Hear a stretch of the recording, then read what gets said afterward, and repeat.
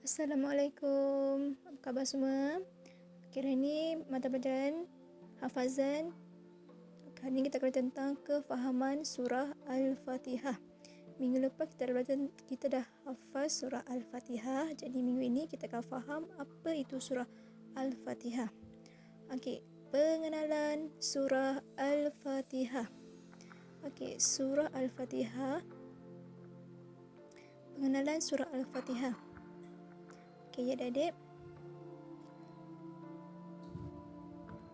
Surah Al-Fatihah ialah surah Makkiyah. Surah Makkiyah kerana ia diturunkan di Mekah. Surah Al-Fatihah surah Makkiyah kerana diturunkan di Mekah. Surah ini mengandungi 7 ayat.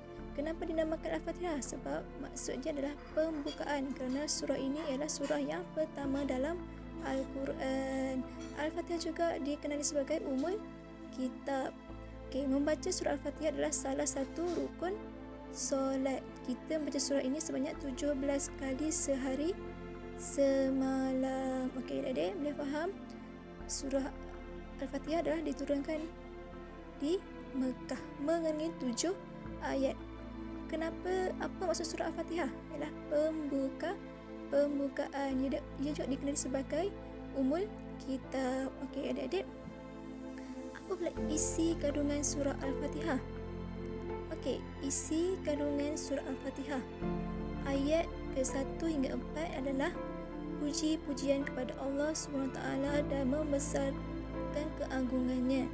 Ayat ke-5 ikrar mentauhidkan Allah SWT, dan ayat 6 hingga 7 doa diberikan hidayah dan berada di jalan yang diredai oleh Allah. Inilah isi kandungan surah Al-Fatihah.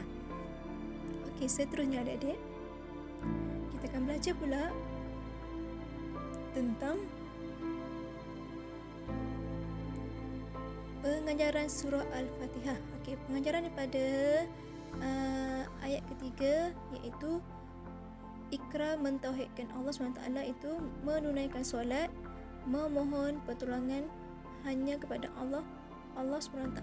Dan ayat keempat, doa diberikan hidayah dan berada di jalan yang diredai Allah SWT, iaitu pengajarannya belajar agama, bersahabat dengan rakan baik. Ini adalah pengajaran surah Al-Fatihah, itu menunaikan solat, memohon pertolongan hanya kepada Allah. Seterusnya adalah kepentingan mengamalkan surah Al-Fatihah. Kepentingan mengamalkan surah Al-Fatihah adalah dapat mengakui keagungan dan kebesaran Allah, membentuk akidah yang utuh, akhlak mulia diamalkan, berusaha melipat gandakan amalan. Okey, adik-adik boleh faham?